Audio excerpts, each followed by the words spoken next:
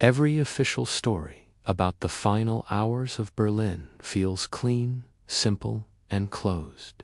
But there's another version, a story whispered in old letters and found in half-burned notebooks.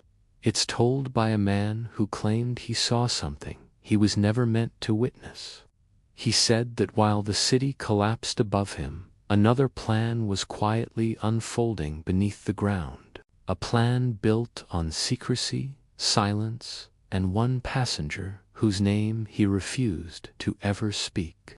He was a logistics officer, not a glamorous role. He wasn't a strategist or a general, just a man who carried papers and followed orders. He spent the last days of the war 50 feet under Berlin, working in rooms that smelled of dust, sweat, and concrete. What he remembered most wasn't the fear, it was the calm, a strange, heavy calm that didn't belong in a dying city.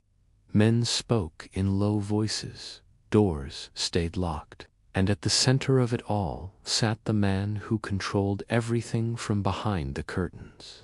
This wasn't the leader everyone saw on posters, but the shadowy figure who managed the accounts, the archives, and the escape routes no one ever admitted existed. The officer remembered him as frighteningly composed, even when the world outside was shaking itself to pieces. One night, the officer found a folder on his desk. No explanation, no signature. Inside was a list that made no military sense, no units, no troop movements, only items, gold in sealed bags, coded papers, research notes, and a set of heavy crates labeled medical supplies. He asked why medical crates needed armed guards, who wouldn't even let real medics near them. No one answered. A higher-ranking officer simply closed the folder and told him to follow instructions exactly, nothing more. But curiosity got the better of him. Under the cover of artillery thunder, he followed a convoy moving through the rubble. He said the city looked like a furnace. Flames licked broken windows, and smoke turned the sky into a single, unending gray cloud.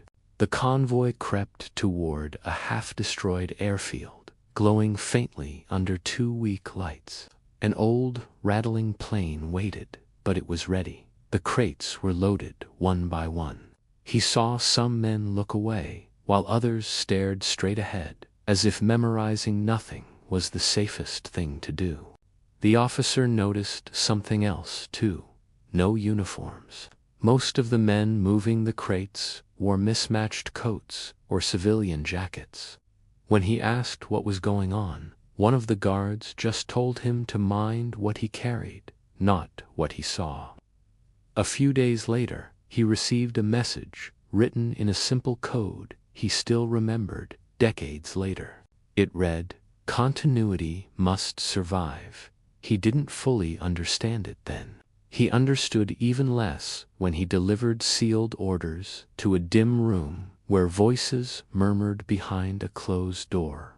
He couldn't make out the words, but he recognized the tone, decisive, final, stripped of any talk about victory.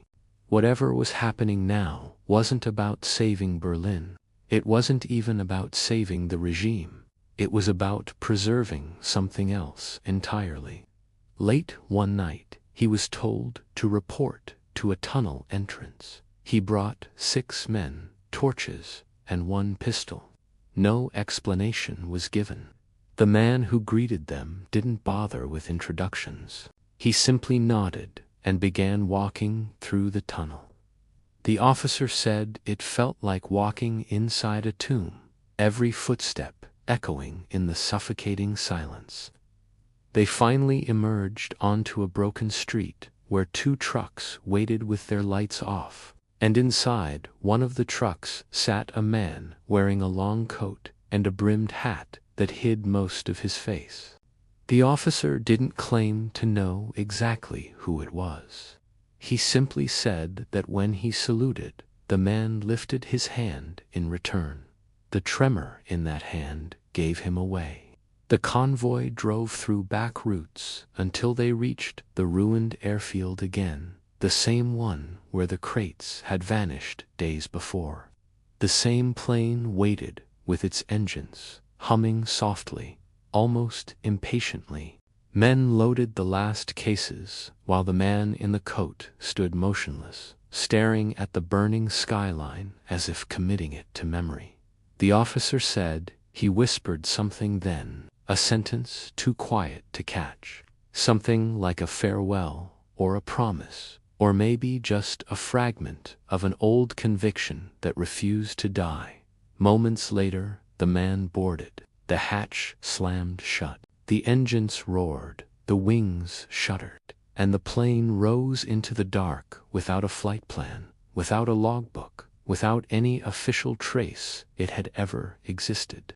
The officer watched it disappear into the blackness and felt, for the very first time, the sense that he had participated in something he would never be able to fully explain.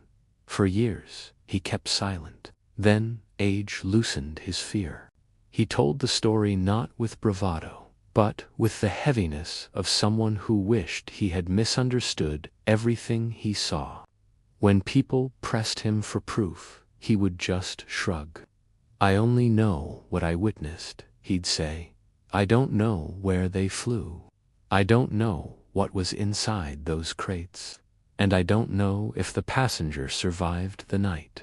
But I know this much. What happened under Berlin was not an ending.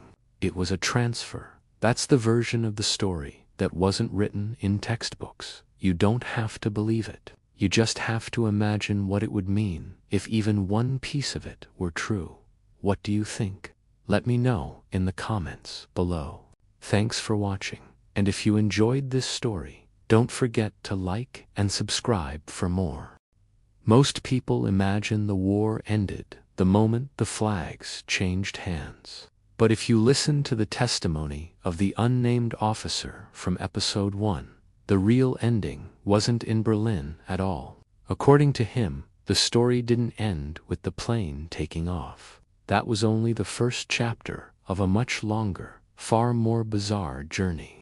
He said the escape route stretched beyond Spain, beyond the reach of Allied patrols, beyond anything a sane man would plan. And the strangest part is how calm everyone involved seemed, as if all this had been rehearsed years earlier. The officer said that after the plane lifted off into the burning sky, he and the remaining guards were ordered to erase everything. Not damage, erase. Papers burned in metal drums. Maps were torn, mixed with wet clay, so no fragments could be read. The room where the crates had been packed was scrubbed clean. He said it felt like wiping fingerprints off a crime scene. By dawn, there was no sign anyone had ever loaded a single box or escorted a single passenger. A week later, when the Soviets finally stormed those tunnels, all they found were empty rooms and scorch marks. To the officer, that was the point. He said the escape plan relied on a simple rule: nothing must be traceable. He claimed even the men who carried the crates had no idea what they were moving. Some believed it was gold, some believed it was research. One whispered that he had seen a blueprint with strange symbols and curved lines that didn't look like any aircraft he'd ever seen. What came next is where the story slides sharply into the realm of whisper and rumor. According to the officer, the plane headed toward Spain, and while he never saw what happened after that, he repeated what he called the organization's rule. Movement happened in 3 stages: the sky, the shore, and the deep. The sky was the plane. The shore was a hidden landing point near the Spanish coastline, and the deep, that was the sea route only a handful of people ever knew. He said the second stage involved a vessel disguised as a medical transport, a ship with no military markings, no radio logs, and a crew trained to say nothing. the special passenger, the crates, and 3 men boarded it quietly before dawn. The officer insisted he had the coordinates once, scribbled on a sealed envelope he delivered. When he opened it years later, the ink had faded.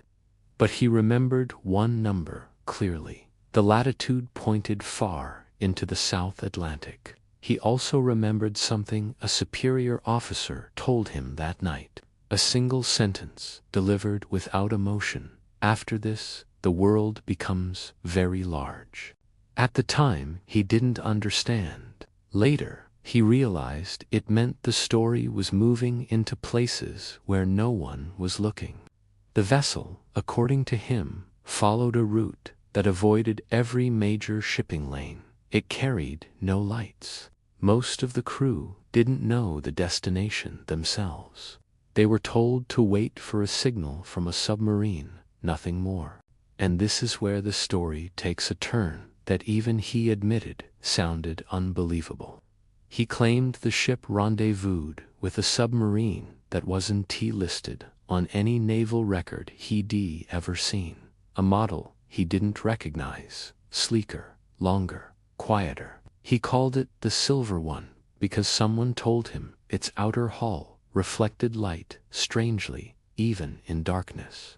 It took the passenger and 2 crates aboard, then it vanished under the waves. The route from there. He never saw the map, but he believed it went far south, so far that the sea itself changed color, temperature, and smell. Somewhere deep in the South Atlantic, beyond the reach of Allied patrols, beyond shipping charts, beyond the eyes of the world. The submarine was supposed to surface only once at a place the officer called the Edge. He described it not as a port, not as a bay, but as a coastline that felt untouched by time. Cold winds, towering cliffs, and an emptiness that made a man feel like he'd fallen off the map. Whether such a place truly existed, he couldn't say. He said he had only fragments from men who claimed they'd seen it, men who later vanished or stayed silent until death. What mattered wasn't the location, it was the purpose. He insisted the passenger wasn't traveling to hide. He was traveling to wait for what? That he never learned. But he remembered the phrase, repeated again and again by the men coordinating the operation. Continuity requires distance. The officer said the plan didn't stop even after the submarine vanished. In the months that followed, strange shipments moved quietly through Europe. Crates with no markings. Passports printed with identities that belonged to no one. Money transferred through companies that had no employees. A whole silent network moving like a shadow, always just behind the surface of post-war recovery. He saw only pieces, small details. A coded message that said the cargo reached the shore. A photo of a lonely bay with cliffs rising like walls.